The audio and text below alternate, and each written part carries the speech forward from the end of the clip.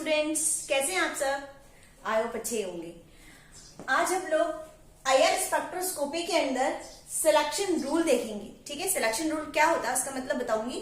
ठीक है, आज हम लोग सिलेक्शन रूल एग्जाम्पल देखेंगे, एग्जाम्पल समझेंगे बाद में इसको, ताकि क्लियर हो जाए आपका अच्छे से।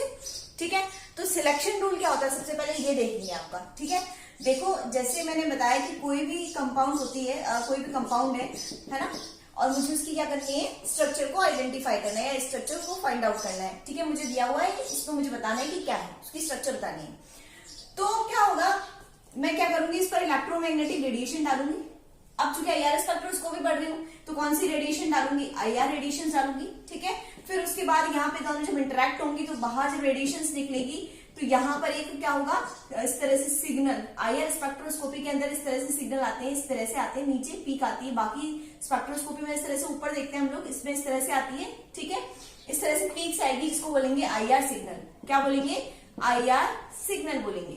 ठीक है, अब देखो, अब बात ये होती है कि कुछ कंपाउंड ऐसे होते हैं, ठीक है, यहाँ पर जैसे जो इसमें टेस्ट बनी हुए हैं, कुछ कंपाउंड ऐसे होते हैं जिन पर आईआर रेडिएशंस डालने के बाद भी वो आईआर सिग्नल नहीं देते। कुछ कंपाउंड्स तो आईआर सिग्नल दे देते हैं, ठीक है, लेकिन कुछ कंपाउंड आईआर सिग्नल नहीं देते। ठीक है, अब चूंकि हम कंपाउंड को की स्ट्रक्चर को फाइंड आउट कैसे करते हैं, इस सिग्नल को स्टडी करके, सिग्नल को अच्छे से पढ़ के, उसको देख के अच्छे से। ठीक है, लेकिन अगर मान लीजिए, सोचिए आप, सिग्नल ही नहीं आएगा, अगर सिग्नल नहीं आएगा तो हमको स्ट्रक्चर कैसे पता चलेगी, उसकी स्ट्रक्चर पता नहीं चल पाएगी। ठीक है, तो ध्यान दीजिए, ऐसे कंपाउंड जो आईआर सिग्नल नहीं देते, पहले सिग्नल देते की बात कर लेते हैं, जो आईआर सिग्नल देते हैं, क्या करते हैं, आईआर सिग्नल देते हैं। ठीक है, वो क्या कहलाते हैं, आईआर एक्टिव कंपाउंड कहलाते हैं। क्या कहलाते हैं, आईआर एक्टिव कंपाउंड कहलाते हैं। और ऐसे आईआर एक्टिव कंपाउंड की स्ट्रक्चर को फाइंड आउट कर सकते हैं, स्ट्रक्चर फाइंड आउट हो जाती है किसके थ्रू, आईआर स्पेक्ट्रोस्कोपी के थ्रू।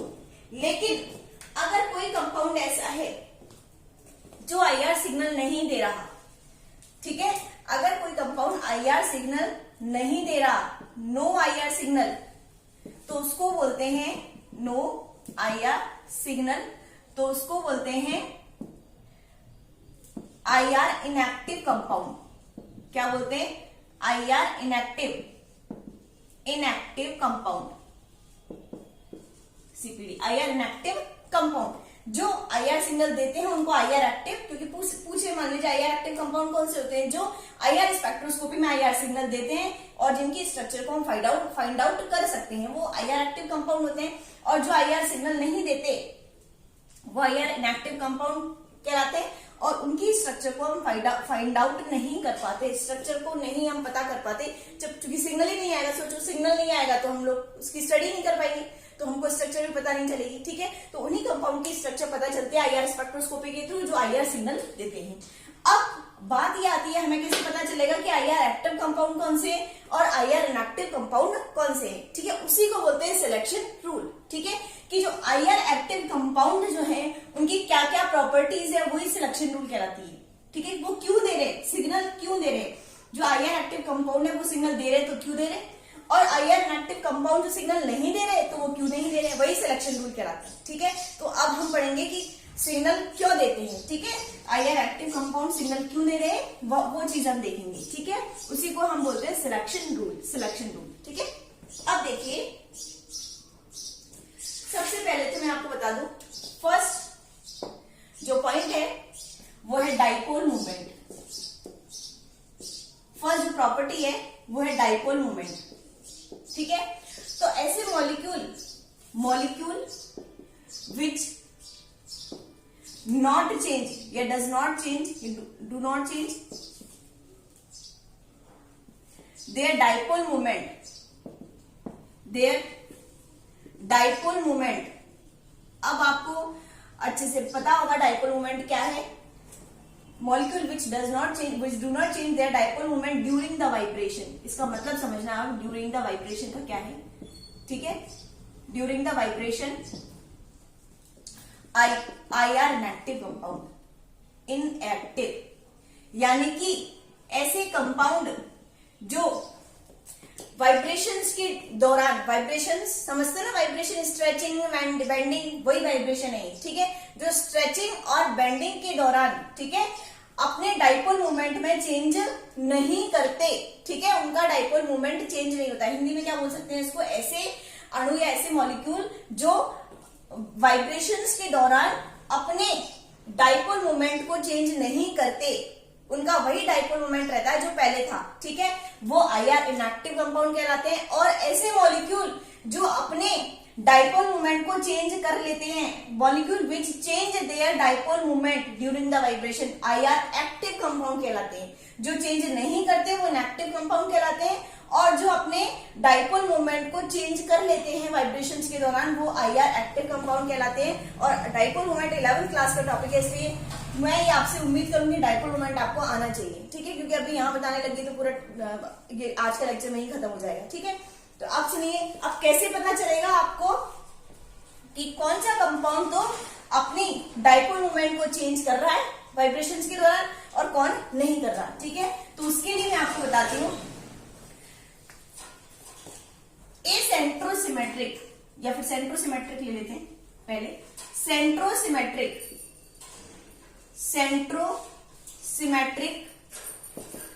जो मॉलिक्यूल होते हैं, अब सेंट्रोसिमेट्रिक का नहीं मतलब पता तो अभी बताऊंगी। सेंट्रोसिमेट्रिक मॉलिक्यूल जो होते हैं वो डाइपोल मोमेंट चेंज नहीं करते, म्यू से शो करते हैं। डाइपोल मोमेंट तो पता होगा आपको, तो डाइपोल मोमेंट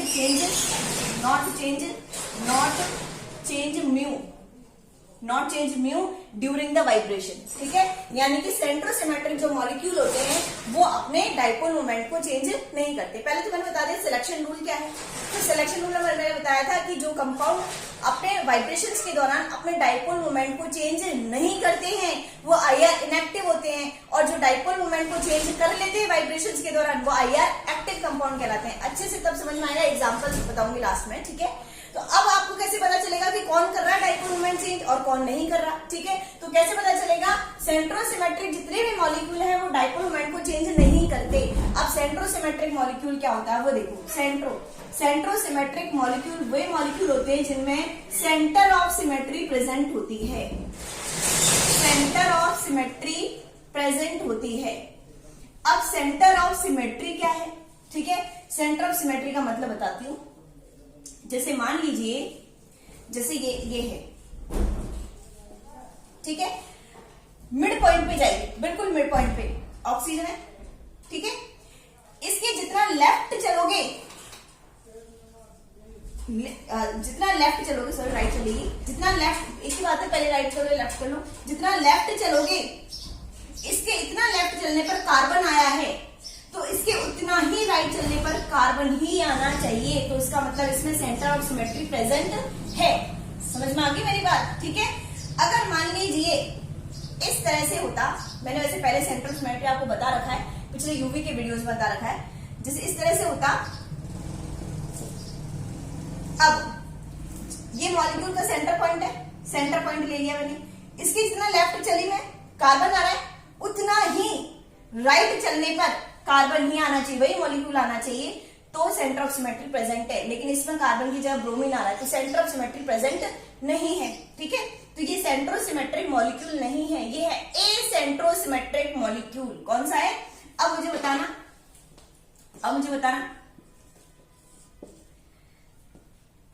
ये देखो मॉलिक्यूल का बिल्कुल ये बीच वाला कार्बन ले लो, है ना।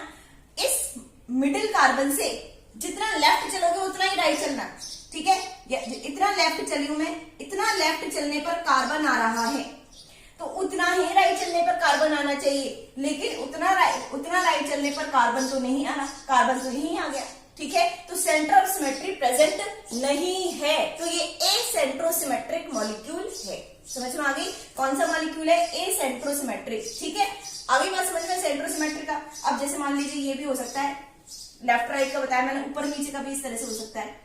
जितना ऊपर चलोगे उतना ही नीचे चलना, जितना ऊपर चलने पर जो मॉलिक्यूल है वही उतना ही नीचे चलने पर वही आना चाहिए। तो जितना ऊपर चले कार्बन आया उतना ही नीचे चले तब भी कार्बन आया, तो ये सेंट्रोसिमेट्रिक मॉलिक्यूल है। कौन सा मॉलिक्यूल है, सेंट्रोसिमेट्रिक। समझ रहे हैं मेरी बात। अब देखो, तो जितने भी सेंट्रोसिमेट्रिक मॉलिक्यूल है जिनमें सेंटर ऑफ सिमेट्री प्रेजेंट है वो अपने मॉलिक्यूल अपने डाइपोल मोमेंट को चेंज नहीं करते ड्यूरिंग द वाइब्रेशंस और आईआर इनएक्टिव कंपाउंड कहलाते हैं। कौन से कहलाते हैं? आईआर इनएक्टिव कंपाउंड कहलाते हैं। समझ में आ गई मेरी बात? ठीक है, आईआर इनएक्टिव कंपाउंड कहलाते हैं। जैसे ऑल डाइएटॉमिक होमो डाइएटॉमिक मॉलिक्यूल, ऑल होमो डाइएटॉमिक मॉलिक्यूल। होमो डाइएटॉमिक मतलब होमो का मतलब सेम, डाई का मतलब दो एटम हो और दोनों सेम हो। जैसे H2, C2, H2, N2, O2 है ना, Br2 सेम है दोनों कंपाउंड, H एंड H तो होमो हो गया। हिंदी में बोलते हैं समनाभिकीय, समद्विनाभिकीय है ना, दोनों समान है, H और H है, होमो है और डाई है, दो कंपाउंड है। ठीक है, अब मैं कहूँ NH3 ये डाइएटॉमिक है क्या? नहीं, ये तो टेट्राएटॉमिक है, 3 और 4 कंपाउंड है इसके, 4 एटम है इसके अंदर, सॉरी। ठीक है, तो होमो डाइएटॉमिक कौन से होते हैं? जिनमें 2 एटम हो और दोनों की दोनों क्या हो? सेम हो। अब देखो बीच में से बिल्कुल सेंटर पॉइंट से चलो, जितना इधर चलोगे हाइड्रोजन आया उतना ही उधर चलने पर हाइड्रोजन आएगा। ऐसे N2 ले लो, जितना इधर चलने पर N आया उतना इधर चलने पर N। तो जितने भी होमो डाइएटॉमिक मॉलिक्यूल होते हैं वो सारे आईआर इनएक्टिव होते हैं। आंख बंद करके लिख देना, एग्जाम में 1 नंबर में क्वेश्चन आएगा कि बताइए आईआर इनएक्टिव कंपाउंड कौन से होते हैं, या पूछ लेगा कि आईआर एक्टिव होने के लिए क्या शर्त है। तो क्या शर्त है आईआर एक्टिव होने के लिए? कंपाउंड वाइब्रेशंस के दौरान अपने डाइपोल मोमेंट को चेंज करना चाहिए, वही कंपाउंड आईआर एक्टिव होते हैं। समझ में आ गई? तो जितने भी होमो डाइएटॉमिक मॉलिक्यूल है H2, N2, O2, Br2, Cl2 जितने भी हैं वो सारे के सारे क्या कहलाते हैं? आईआर इनएक्टिव कंपाउंड कहलाते हैं, जिनमें सेंटर ऑफ सिमेट्री प्रेजेंट है, सेंट्रोसिमेट्री। ठीक है, और भी हो सकते हैं, है ना। अब देखिए, अब बात आती है ए सेंट्रोसिमेट्रिक की। तो जितने भी ए सेंट्रोसिमेट्रिक होते हैं, ए सेंट्रोसिमेट्रिक यानी कि जिनमें सेंटर ऑफ सिमेट्री प्रेजेंट नहीं होती है, जितने भी ए सेंट्रोसिमेट्रिक मॉलिक्यूल होते हैं वो अपने डाइपोल मोमेंट को चेंज करते हैं। डाइपोल मोमेंट उनका चेंज होता है ड्यूरिंग द वाइब्रेशन। ठीक है, अब वो क्या कहलाएंगे? आईआर एक्टिव कहलाएंगे। आईआर एक्टिव तो समझ में आ गया होगा आपको, आई थिंक, कि ए सेंट्रोसिमेट्रिक वाले सारे आईआर एक्टिव होते हैं और सेंट्रोसिमेट्रिक वाले सारे आईआर इनएक्टिव होते हैं, जिनमें होमो डाइएटॉमिक मॉलिक्यूल स्पेशली वो तो होने ही होने हैं। ठीक है, और हो चाहे मत हो। समझ में आ गई मेरी बात? जैसे मान लो मैं HCl की बात करूं, आईआर इनएक्टिव है कि एक्टिव? अब भाई पता नहीं आईआर एक्टिव है कि इनएक्टिव, क्योंकि इधर बीच में मैंने पॉइंट रखा, इधर जाने पर H है, उधर जाने पर Cl आ रहा, तो सेंट्रोसिमेट्रिक तो नहीं है, ए सेंट्रोसिमेट्रिक है। समझ में आ गई मेरी बात? अब देखो एक एग्जांपल ले रही हूं, वहां से अच्छे से क्लियर होगा आपका। CO2 का एग्जांपल ले रही हूं मैं। CO2 सबको अच्छे से पता है, ये स्ट्रक्चर होती है CO2, सबको अच्छे से पता है। CO2 समझ में आ गई मेरी बात? अब पहले मुझे बताइए कि ए सेंट्रोसिमेट्रिक है कि सेंट्रोसिमेट्रिक है? देखिए चलते हैं, बीच में सेंटर पॉइंट लो, जितनी दूरी पर इधर चले ऑक्सीजन आया उतनी दूरी पर उधर चलने पर भी ऑक्सीजन आ रहा है, इसका मतलब सेंटर ऑफ सिमेट्री प्रेजेंट है, सेंटर ऑफ सिमेट्री प्रेजेंट है। लेकिन हमको ड्यूरिंग द वाइब्रेशंस पता करना है, वाइब्रेशंस के दौरान सेंटर ऑफ सिमेट्री प्रेजेंट है कि नहीं। अब वाइब्रेशंस करो इसकी, आपको पता है स्ट्रेचिंग होती है, बेंडिंग होती है, तो मैं स्ट्रेचिंग की बात कर लेती हूँ। फिलहाल 2 तरह की वाइब्रेशंस पढ़ाई थी ना, स्ट्रेचिंग एंड बेंडिंग। स्ट्रेचिंग की बात कर रही हूं मैं। स्ट्रेचिंग 2 तरह की होती है, एसिमेट्रिक एंड सिमेट्रिक। पहले सिमेट्रिक को ले लेते हैं, फिर एसिमेट्रिक लेंगे। सिमेट्रिक एंड एसिमेट्रिक 2 तरह की जो होती है वो स्ट्रेचिंग होती है, एसिमेट्रिक और सिमेट्रिक। ठीक है, अब पहले एसिमेट्रिक करते हैं अपन, सॉरी सिमेट्रिक करते हैं पहले। देखो आपको पता है सिमेट्रिक में क्या होता है, एक साथ दोनों बॉन्ड खींचेंगे, यानी स्ट्रेच होंगे बाहर की तरफ या एक्सपैंड होंगे, और एक साथ क्या होगा, श्रिंक होंगे या एक साथ अंदर की तरफ जाएंगे। ठीक है, तो मैं इसका ये डायग्राम बनाती हूं। तो एक साथ पहले तो मैंने क्या किया, उसको एक्सपैंड कर दिया और एक साथ क्या कर दिया, अंदर, ठीक है, श्रिंक कर दिया इनको, बॉन्ड्स को। ठीक है, अब देखो वाइब्रेशन हो गया।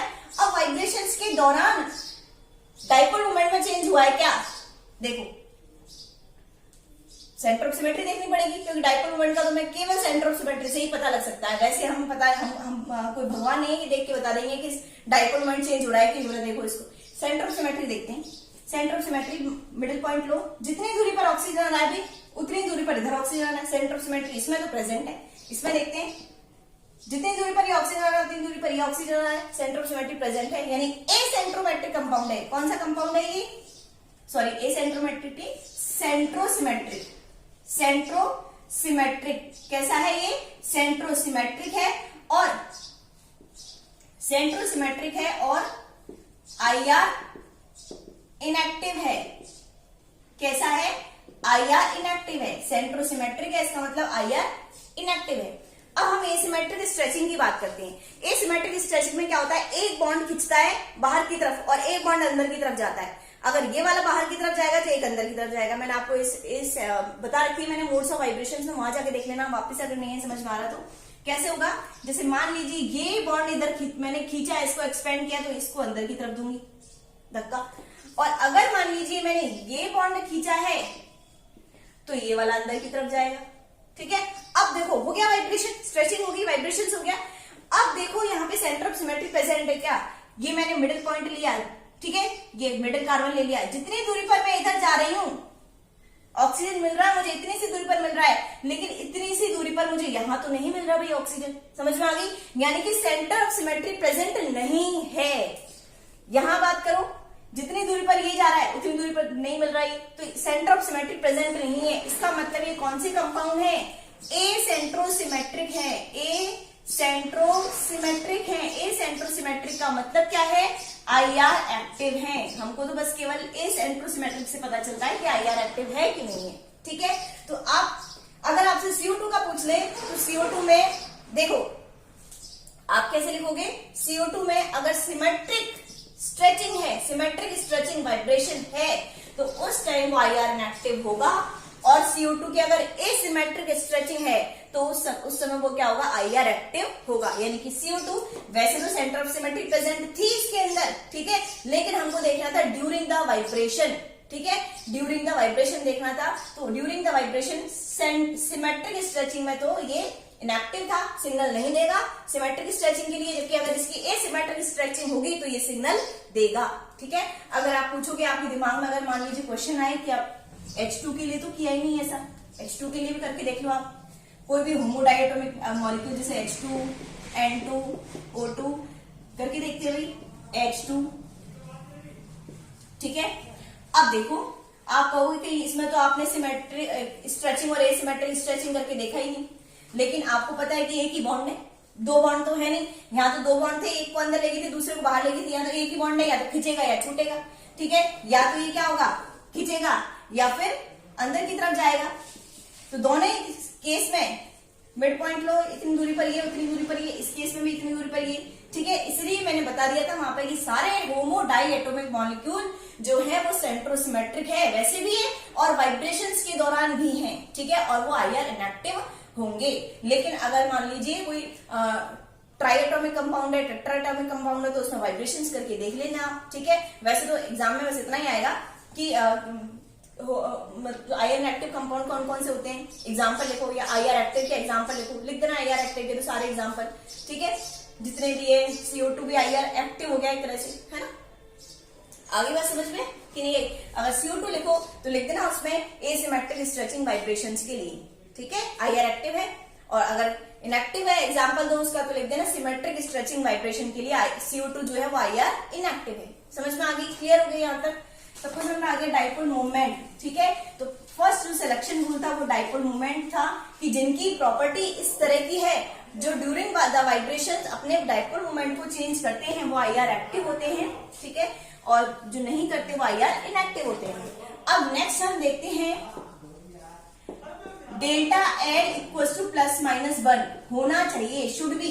ठीक है, अगर नहीं है तो वो, अगर होगा, ये अगर है, ये वाली कंडीशन फॉलो हो रही है तो वो आईआर एक्टिव होगा, आईआर एक्टिव होगा। और ये वाली कंडीशन फॉलो नहीं हो रही तो IR इनएक्टिव होगा। अब L क्या है यहाँ पर वो देखिए, आपको पता है 11th क्लास में क्वांटम नंबर्स पढ़ के आए थे, एजीमुथुअल, हिंदी में दिगंशी क्वांटम संख्या, इंग्लिश में एजीमुथुअल क्वांटम नंबर, ठीक है। जो S के लिए 0 होता है, आपको पता है P के लिए 1 होता है, D के लिए 2 होता है और F के लिए 3 होता है। ये होता है L की वैल्यूज है ये, ठीक है। तो अब क्या होना चाहिए, L में जो परिवर्तन है, चेंज है, आगे डेटा लगा रखा है, L में जो चेंज है वो कितना होना चाहिए, या तो +1 हो या -1 हो। +1 का मतलब ऊपर जाना और -1 का मतलब कैसे समझाती हूँ मैं आपको, देखो। जैसे मान लीजिए कोई कंपाउंड S ऑर्बिटल से P ऑर्बिटल में जा रहा है, कोई भी इलेक्ट्रॉनिक कंपाउंड जो भी है S से P में जा रहा है, ठीक है। तो देखो S की वैल्यू कितनी है, 0 है, और P की वैल्यू कितनी है, 1 है, ठीक है। तो कितना डिफरेंस हुआ, +1 का, एक ऊपर चढ़ गया, +1 का डिफरेंस हुआ, ठीक है। हमारी कंडीशन फॉलो हो रही है, उस हिसाब से IR एक्टिव है। लेकिन अगर कोई कंपाउंड ऐसे जा रहा है D के अंदर, तो S की वैल्यू 0 है और D की वैल्यू 2 है, ठीक है। उस कंडीशन में +2 आ रहा है, तो +2 हमारी कंडीशन है ही नहीं, हमारा तो अंतर कितना होना चाहिए, +1 का या -1 का, है ना। तो ये IR इनएक्टिव और ये एक्टिव, ठीक है। अब देखिए, अगर मैं आपको बात करूं कि कंपाउंड जाए F से D के अंदर, है ना, F की वैल्यू है 3 और D की वैल्यू है 2, तो डेल्टा L कितना हो गया, इस बार -1 हो गया, ठीक है। पहले तो ऊपर जा रहे थे, अब वापस नीचे आ रहे तो -1 हो गया, तो अब -1 अपनी कंडीशन है ही, ठीक है। तो यानी IR एक्टिव है, IR एक्टिव है, ठीक है। इस तरह से हम IR सिलेक्शन रूल देखते हैं IR एक्टिव और IR इनएक्टिव के लिए, ठीक है। तो इंपॉर्टेंट चीज है ये, आप आ सकता है एग्जाम में, 1 नंबर में भी आ सकता है, और आपके अगर ऑब्जेक्टिव क्वेश्चन टाइप क्वेश्चन आते हैं वहां भी आ सकता है कि एग्जाम्पल्स दे देगा। वो CO2 का बहुत ही इंपॉर्टेंट है एग्जाम्पल जो है CO2 का, ठीक है। तो अगर वीडियो अच्छा लगा हो तो इसको लाइक करना, अपने फ्रेंड्स को शेयर करना और चैनल को भी सब्सक्राइब करना मत भूलना।